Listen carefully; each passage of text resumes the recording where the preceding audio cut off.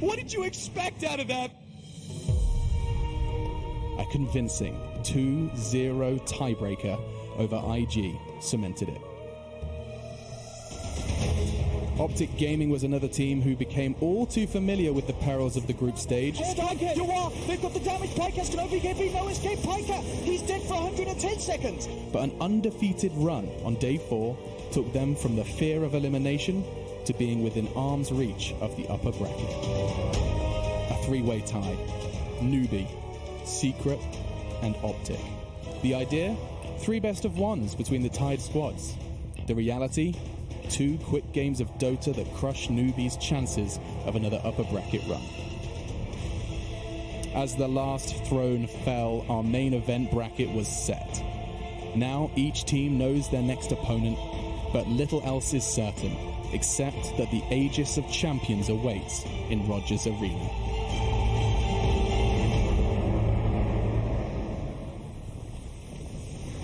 We may have lost 2 of our teams so far, and today we'll lose 4 more, but that's all for later on because we're going to focus first off at the start of the day with our 2 upper bracket matches between 4 fantastic teams. We've already mentioned Liquid and OpTic's route to the upper bracket quarterfinals, but 2 other teams will be in attendance as well. We've got the magical match of PSG LGD versus Virtus Pro coming up as our second match of the day as well. I can't even believe that those 2, one of them's going to the lower bracket in round 1. I can't believe that on the opening 2 matches of TI, we have 3 of the top DPC teams right away off the bat. Yep, 3 out of the top 4, and they dominated the entire season between the 3 of them.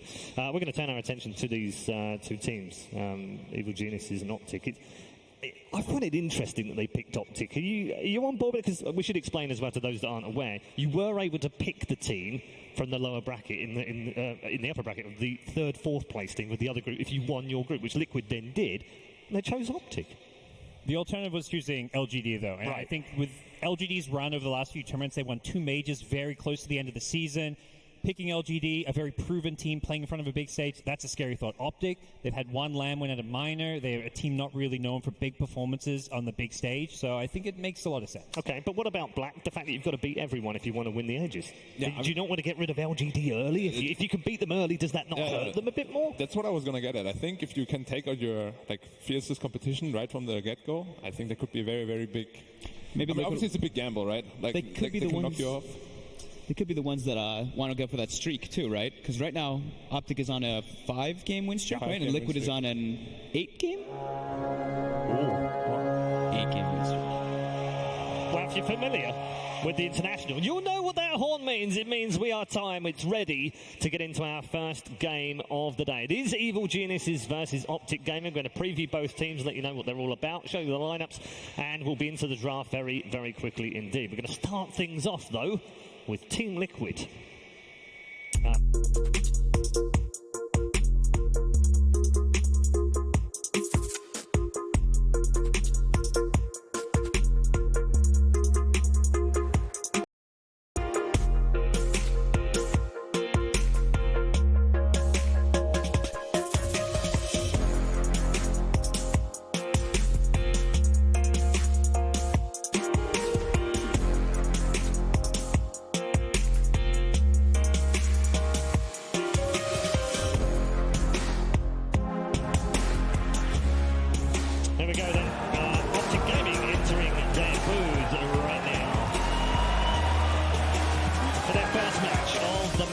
Here at TI8.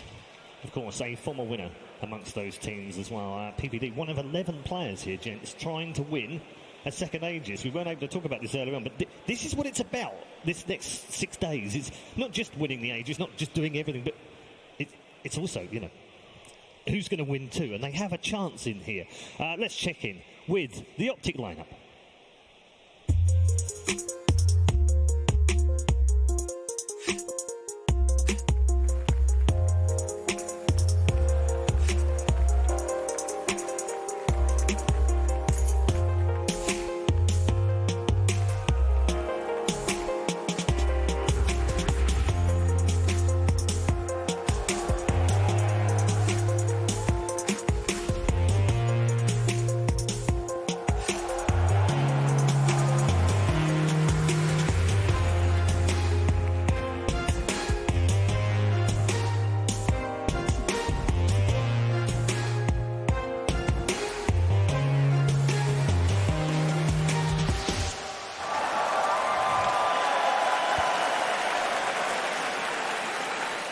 And their opponents, of course, the champions, the defending champions of TI7 is Team Liquid. All-star lineup, champions from last year, looking for a second Aegis as well. Amazing that we've got 6 players, gods, in this match. This first match of the day, 6 of them have already won at the International.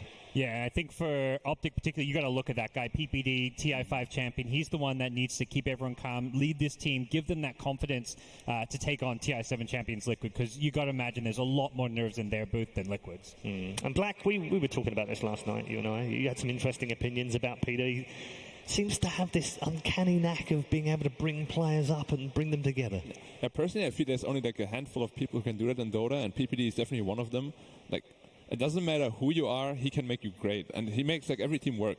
Like, there hasn't been a team that really failed under his leadership, I think. So this guy I think really deserves a lot of credit. Yeah, maybe even Fold could have done well. Yeah. So come on. When he did That was better too than early. That was too easy. I'm glad we're bringing up right away, though, the captains. Because I Yes. know in a lot of matches, people are talking about, all right, the mid, sure, all these roles are important. But for this one, I do feel like it's a lot of a mind game between Kuro and Peter. Yeah, they are 2 legendary captains. It's going to be interesting to see how they draft against each other as well. There are lots of mind games. I mean, it's already begun on the social media. We've had Liquid. I can't remember the last time Liquid got that feisty on there, but you guarantee Peter's got those draft tweets already, isn't he? If they manage to win here, he's gotten ready. He's not going to... I don't think so. Because Peter lately, right, when he does win after someone does something like that, he kind of stays a little quiet. He knows he's like, actions speak louder. Absolutely. That's the best way to return them back. They have met 3 times before, gods, over the DPC. It's mostly gone Liquid's way, but there was a 1-0 win in the middle of that at DAC for OpTic. Can we read too much into that? Or it's such a different game now, isn't it? It's changed. It's also just a different beast when it's TI, so it's a nice maybe reassurance probably on OpTic's mind. Hey, we did get that 1 win. They're not unbeatable. They're human like us, but it's just so different when you're playing a TI. Yeah, I know we're focusing on OpTic. It's mainly because what more is there to say about Liquid? They're back again. They're in great form. They won the Super Major at the end of the season. But focusing on OpTic for a moment, how do they cope with this? Because for some of those guys in that book, this is a new experience. I know they've played in big tournaments so far, but this is TI. It's different, isn't it? Wick, it's Quinn's first one, right? Yeah. So, well, actually, he was at the last one, but not playing. 33 played in the last one. 33 did play at the last one. There's some role experience, but I mean, it's definitely a different monster when you're on this type of stage, no matter how ready you can be. Yeah. You're playing versus the last year champions right off the bat. And there's a different expectation this year, isn't there, on those players? I mean, I think last year there was kind of like they're going to struggle. It's going to be tough for them last year, both 33 and for CCC. This year, they're in a championship-winning potential squad. Yeah, they are, and they also started from the winner bracket, which a lot of people didn't really expect at the beginning of the tournament, and they definitely gave themselves a very, very good shot at actually going deep into the tournament. But of course, Liquid has other plans for them. Yeah, I mean, all of you, just feel free to chime in. What do you make of this? It seems unrelentless from Kuroki. It seems like he won't stop until he gets 2, and I get the feeling that if he wins 2, the first thing he'll say after lifting the Aegis is, I want 3.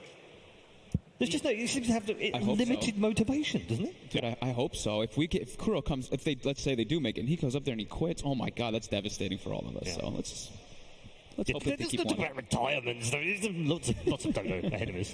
But yeah, what do you make of this motivation?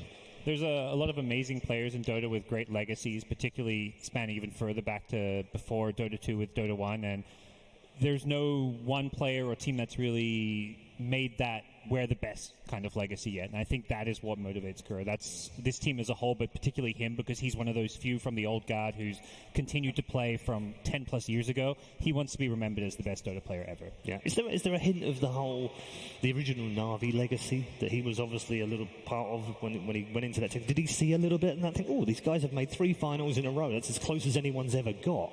Is there an element of that? He kind of maybe saw legacy potential there? Definitely. I mean, TI is already kind of this legacy thing for Kuro. If he makes it like this, it would brand him as probably the best of all time. And there's definitely this big rivalry, I think, between those big captains, PPD, Puppy, Kuro, some of the Chinese captains like Zhao 8, who's no longer playing, but those guys were always up there, TI after TI, competing in the top 3, top 4. So it's kind of yet to be proven which team and which captain is going to be remembered having won the most TIs. Isn't it crazy, as we wait for the draft there, by the way, isn't it crazy, Black, that we're in the 8th International, 35 different players have won the Aegis, and 7 different organisations. Also, if it carries on this year the way it has done in the past, it's an even year, and it's the 8th year, by the way, which is very lucky in China. And is it? therefore, and therefore, it's a Chinese team that wins this year who has no players that have ever won before and not an org that won. LGD win this, don't they? LGD or Everyone else can go home. What about Serenity? Well, Serenity could win it too. yeah. Good point. Vici could too. I mean, there's a lot of teams that could potentially win it for the first time. Even VP, favorites for a lot of people. If they would win it, they would be the first timers as well. But of course, it would break the curse or whatever people want to call it. Yeah, I think their turn's next year if it follows round, isn't it? Because Navi won obviously all the way back, so it goes CIS, North America, Europe, CIS, North America. So yes, it's their turn next time, right? Should be. Yep. Oh, I don't know if we can cope with all these memes. I don't think they can. Streaks. They can't either, right? VP's been dominant throughout the whole year. Yeah, they've been fantastic, haven't they? LGD, though, great end to the season. They've got a genuine shot, Black, haven't they? Yeah, I mean, when did they start? Like 3 months before the season ended? They started, and suddenly they ended up like top 3 of the season. It was insane. They just got second tournament after tournament. They won a lot of tournaments with the second. It was an unprecedented run. Yeah. What was the difference for them? What changed? They shook things up a bit. It was the roster change, really. Like they brought in X-Nova, they brought in Chalice, they brought in some young blood, and those guys just, I think, had this drive, this motivation just to win and prove themselves. They worked well. The team just meshed better around FY as a captain, and that's all you sometimes need is just, a fresh perspective. That's what I was going to point out is the FY factor, is that he was playing off lane and then he got swapped to support, so he could do his captaining role from the proper one. I mean, he's a support. I mean, he's a godlike support. He's a legendary. Exactly. What is he doing in the off lane? FY off lane is we just want to forget that. We'll forget that. Yeah. He wasn't bad by any means, but it's not him. No, it's not what he does. Yeah. Let's talk heroes, because as I said, we're moving towards the draft, just waiting for the plans to get rid in both of these two booths. Surprises, gods, from when we kind of came in, we kind of went, we don't really know what the meta's going to be. We've had a 2-month break. There's not really been that much action. It'd be interesting to see what all the teams brought. I think the one thing that we found out is that all of the teams value Enchantress. Yeah, Enchantress super high. There was quite a lot of new niche picks that came out. The Wraith King, alongside that, Ursus, Clinxes, heroes you haven't really seen throughout the entire DPC season. It's just suddenly a whole new kind of meta of its own here at TI. It's like a matchmaking meta, right? Yeah, a lot of it came from the pub play before TI. There was a very long break, and obviously all of these guys, they play a lot of matchmaking. And these Wraith Kings, these Clinxes, they all got first picked in matchmaking all the time, and I think that's where all these picks are coming from right now. I think it's pretty cool that this year it feels different for me, because in the other years I felt like we started to learn after 2 or 3 days, right? We started to get this establishment of the meta, whatever you want to call it. But this year, these teams are all practicing here for quite a long time. So right off the bat, first game, we're like, Venge first pick. And we're all looking at each other like, all right, well, the rumors are true. I guess there is its own established meta already. Yeah, I want to bring that up, actually. Venge is potentially one of those heroes that is going to be hotly contested between these two teams. The weird thing is they're one of the only two teams where the 4 and the 5 play the Venge, and they're quite happy to switch that around. I don't really mind too much whether it's a kind of a more attacking 4 or a more passive 5. Both Kuro and GH have got equal number of games from the group stages, so you'd assume they both want the Venge. Yeah, more than likely. I think there's a couple heroes that we have that are very flexible, that are lying amongst that role, that have risen in popularity in the last week or so. Yep, and also can be played as a core. Yep. It goes back to what we were talking about, I think, right at the very beginning of the DPC season, Black, was that flexible first 2 picks are preferred. They like those things that can be switched in and out of a core. Yep. Is it a core? Is it a 4? Is it a 5? They like those kind of picks. I mean, Venge is probably not as good as the core anymore because they nerfed the talents, which were really good for a core before, and now they're more they fit a support role better. Yep. So we will probably see it as a 4 or 5, and then leave the core picks for later in the draft. We do see people vary, right? I think that's why, for me, I saw the rise of all these heroes. It's like the Mirana, the Wraith King, the Venge, is because you pick these early on, and someone counterpicks you, and you're like, all right, well, Mirana, your support, whatever. You just relegate it to whatever you feel needed for the draft. Are you surprised, Gons, about the earliness of the Broods and the Huskars that we've seen in the groups? Yeah, Brood was a hero, I think, very important for this matchup, particularly because both teams play it very well, Matu and 33, and to the extent that this is a matchup that we're talking about between the two captains, Kuro and PPD, you got to look at which players pick can kind of win in the game. And I think with OpTic, 33, he's the guy who plays those niche heroes, can play some weird picks. And for Liquid, you look at Miracle. He plays everything. He'll take that 10th pick of the draft usually, win you the game off whatever he's playing. So definitely the hero pool for those two plays very, very different, of course, and I think much smaller with 33, but the kind of things that can just win you games, like the Brood, the Husker, these kind of cheesier picks. I feel like it's kind of cool that we have this opening matchup, and these two teams I feel like are the ones that aren't afraid to go a little bit outside the box with some of their picks. Like they showed this Venomancer, right, where they see these melee heroes a couple times, they'll pick the Veno. They're not afraid to try heroes that I feel like other teams are a little bit hesitant on going for. Oh, what about the Kuro Klings? I didn't get to see that game. You did not see it? What about the Phoenix Core? I didn't get to see that one either. I saw bits and pieces of it. Yeah, there have been some out there stuff, which is always fun, isn't it, for us? Because we kind of sit there watching and you're trying to watch one of 4 games that are going on in the group stage, and you kind of, what are they going to do with this one? It's very interesting to see that it is a meta, but it isn't a meta. It's almost like a personal team meta that they're either are they trying stuff or are they confident they can win this match, therefore they can be a bit riskier. You never quite know, do you? Nope. And these teams have now had some time to prep and wait, right? Yeah. So now, are we going to come in here and see the exact same thing from the group stages, or are we going to see a little bit of a switch up? Most banned for OpTic during the group stage. They banned Enchantress 11 times, which would suggest they don't want to play against it, but we've seen that an awful lot from a lot of the teams as well. Interestingly, on the other side of the fence, Liquid haven't banned it. They're like, come at us, bro. You've got my control. Yeah. He loves Enchantress. Yeah, he's like the incarnate of Enchantress. Yep. He always plays it in pubs, and he plays it really well. No reason to ban it, honestly. And then, of course, we have the other issue of the unbannable GH.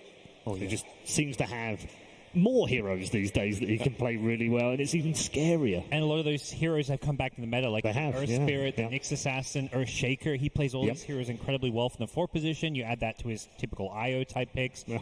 He's very hard to draft against. Yeah, they've banned a lot of IO. That's their second most banned for OpTic as well. Amongst their bans as well, Templar Assassin, that's another hero that's come out of nowhere. We saw a little bit here and there. It was more like a counter pick, wasn't it, earlier on in the season, depending on what the mid matchup was. But now it seems to be properly back, but hasn't seen a great deal of success.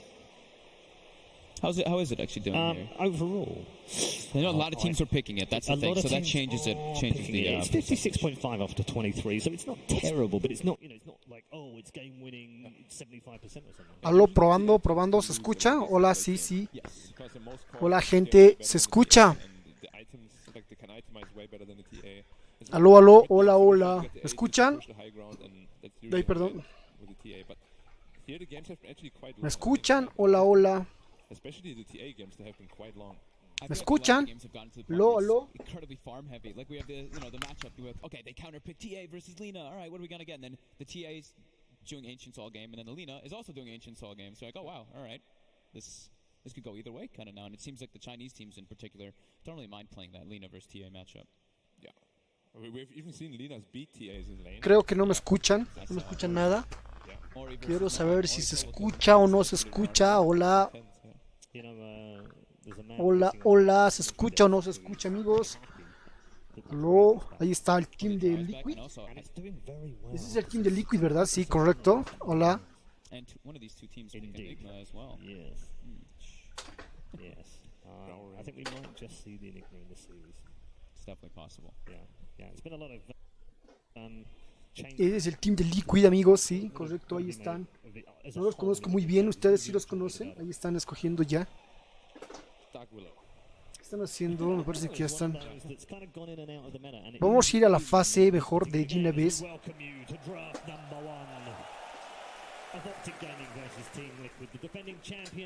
Vámonos mejor a la fase ya de héroes, amigos. De una vez, espero que se escuche. Hola, sí, espero que se escuche. Bueno, vámonos a la fase de picks. Espero que sí estén escuchando. En este momento nos vamos ya a la fase. Vamos a cambiar esta cámara, amigos. En este momento voy a cambiar ahora. Un momento más. ¿Se escucha? Hola, ¿me escuchan, amigos? Hola. ¿Me escuchan? Creo que no hay nadie en la transmisión. It's just given. And I think the Weaver pick is kind of neat to me because I think we've seen IO openers followed by Gyrocopter every time in this tournament, right? Yeah. So that one I feel is a little bit of a change up. Also, Weaver though is really strong against IO as well. Yes. Like, I don't know if Liquid ran Weaver yet, but they definitely can if they wanted to, and it's really strong against IO. Yeah, we've been seeing a bunch of teams do that hero versus IO for sure. It's very annoying to play against the low armor. Low armor. You can't really catch him ever. Disable. It's very hard. So the Weaver versus the Wraith King, you can go for your mana break talent or you go for Diffusal. Very good versus the Wraith King. The bugs as well versus Willow, right? You can't actually remove the bug even if you go in your Shadow Realm. You can even stack both, right? Like Diffu and the talent. Yeah, you can take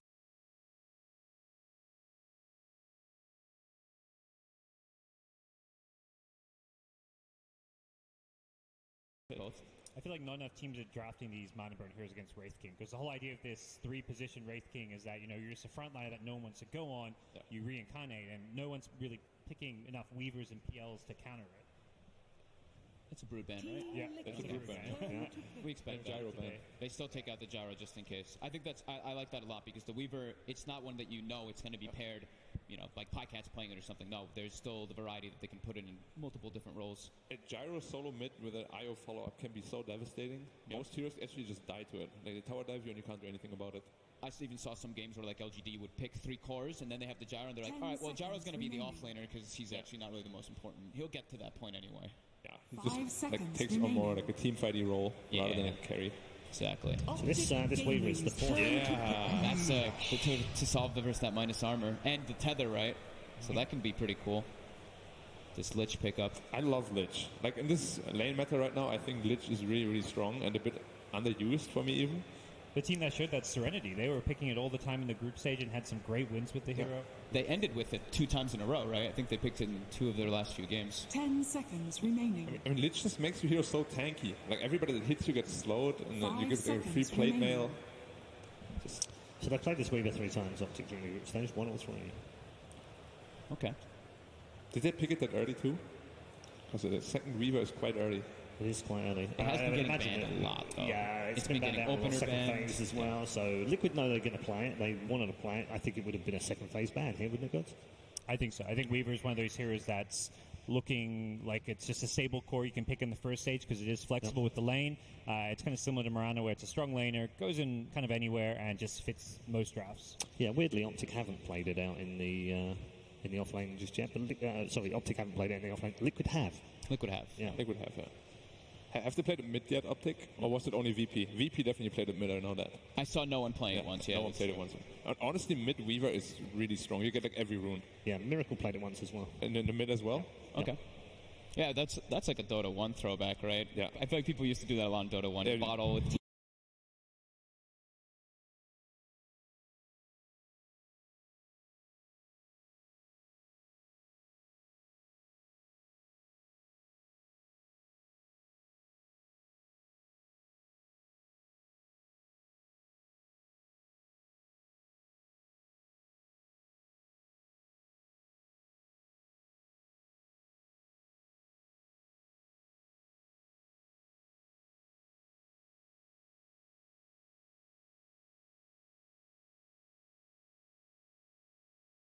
Weaver. Liquid's Tiny. Liquid has not lost to Tiny Ever. in this tournament.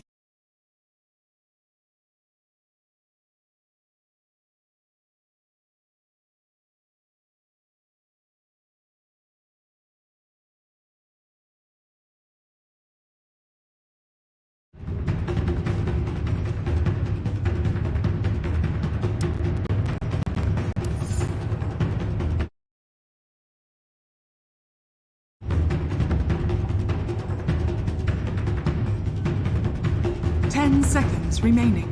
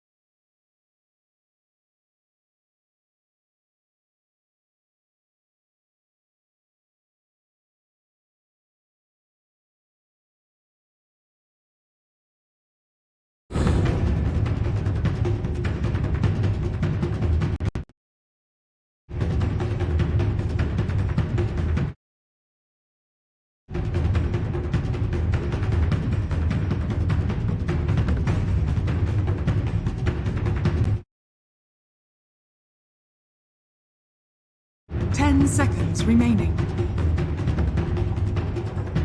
5 seconds remaining.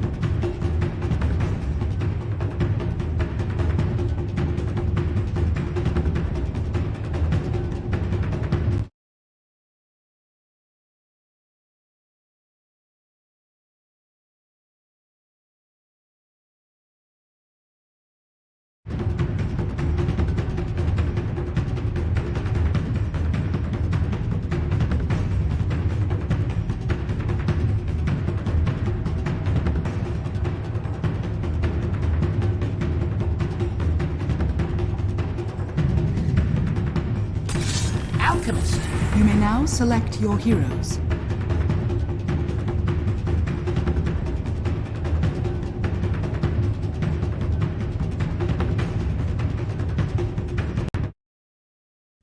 ¿A qué te refieres, viejo? Pregunto si se escucha. Una hora preguntando. Sí, pues nadie me tira ahora. ¿Tal lag o soy yo? Dice mi amigo Agustín Guerra. Bienvenido a la transmisión. No, no está lag. Deben ser ustedes. Ya está, ahora sí. Me parece que ya está configurado de la mejor manera. Ahí está, Emerson Richie. Bienvenido a la transmisión. ¿Dónde te has perdido, Emerson Richie? ¿Se escucha?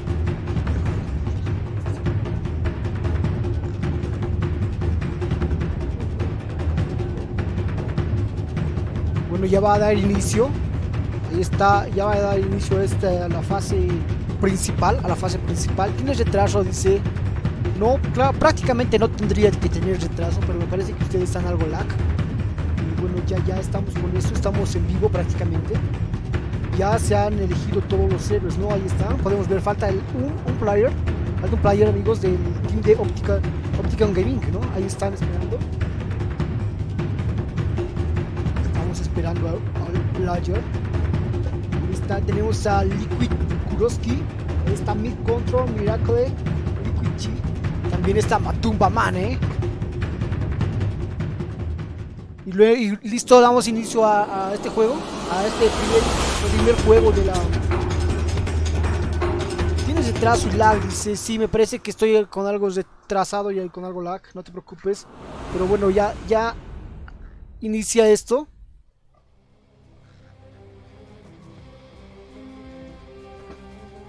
Acaba de comenzar. Güey, en el stream dice, ¿qué pasó? ¿Qué pasó, Richie?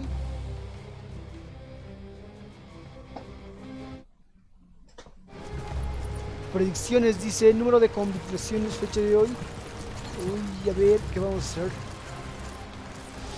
De 0 a 6. No tengo ni idea de qué es esto. Vamos a cambiar la cámara ahora, ¿sí? Ahora yo creo que sí me están mirando mejor, ¿no?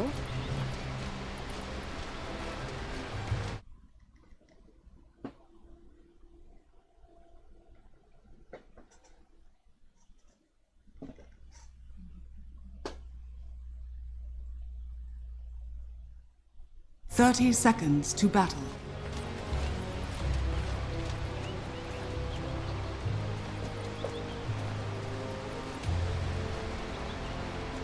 Cámara dirigida. ¿Cómo vamos a ver ahora? Vamos a ver, muchachos, cómo vamos a ver esta cámara. Estadísticas de la partida. Vamos a ver el oro actual, no, mentira. Vámonos de una vez aquí al valor neto, ¿no? Vamos a ir a valor neto. Y así empieza, ¿no? El Liquid versus OpTic Gaming, amigos. Ahí está, vamos a ver los jugadores. ¿Mr. Kill? No, acaba de salirse de se partió inmediatamente, ¿no? El cerdo. Ahí está Yuguito, bienvenido Yuguito. Ya está comenzando esa partida. Ahí está retrocediendo. ¿Qué tenemos? A Matumba Map. Normally. Dire structures are fortified. Cámara, estamos espectador, sí. Niebla para disponibles. Ya, genial. Sí, parece que sí, viejo. Bueno, vamos a ver, vamos a jugar, vamos a ver de acuerdo a esto. Vamos a ver el valor neto de esto, ¿dónde está el valor neto? Ahí está. Y vemos que, obviamente, ¿no? El alquimista tenía que llevarse la flor. En la línea del centro tenemos a Miracle. ¿Dónde está? CCN6, ¿no? Ahí está Tini versus el alquimista en la línea del medio. Ahí está Agustín Guerra. Bienvenidos a todos a nuestros muchachos. Y damos el inicio, ¿no? A la primera fase ¿cómo se llama esto? A la fase primordial de este International 2018, ¿no? Inician las sesiones de Liquid versus OpTic Gaming. Ahí está. No hay, son 2 minutos, va ganando por un K, me parece Liquid. Ahora sí me parece que está mejor o no, negativo.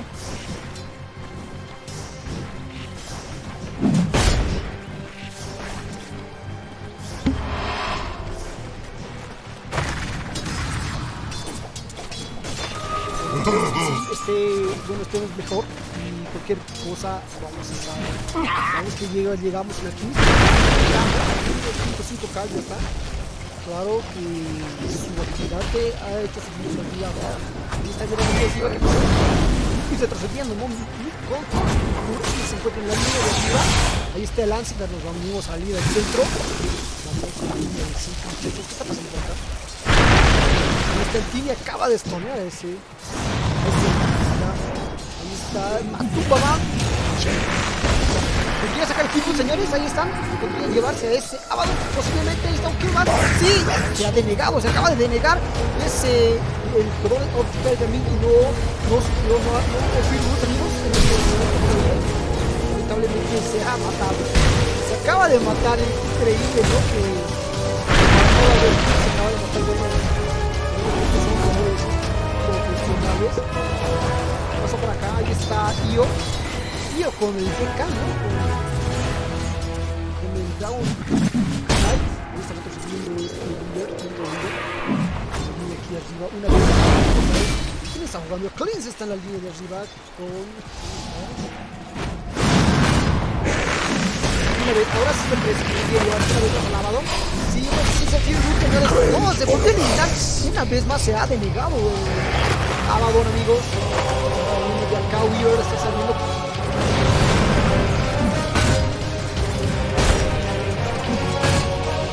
Va a salir Weaver, no, está dominando el líquido, va dominando la línea de abajo, Va dominando el líquido.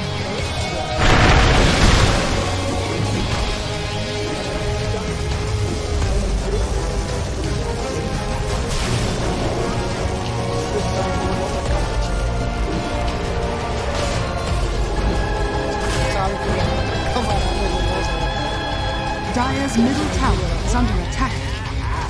Ahí está Tumbaman. La línea de arriba nuevamente. Vamos a ver esto. Por favor, Uroski y control en la línea de arriba, ¿no? Contra esos jugadores que... Oh, my.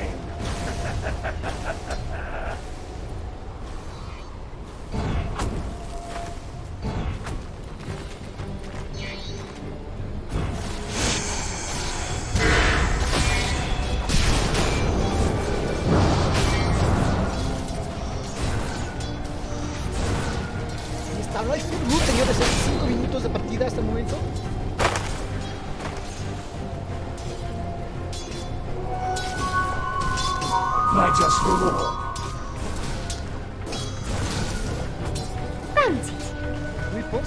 Radiant's top tower is under Una attack. vez más va, podrían, sí, yo creo que sí, ahí está persiguiendo OpTic Gaming. Se van a matar esta vez, ahora se está curando, pero no va a ser mucho tiempo que puedan matar o resistir. Este es el feed loot, amigos, sí, señores, ahí está OpTic Gaming sacando el full loot al equipo de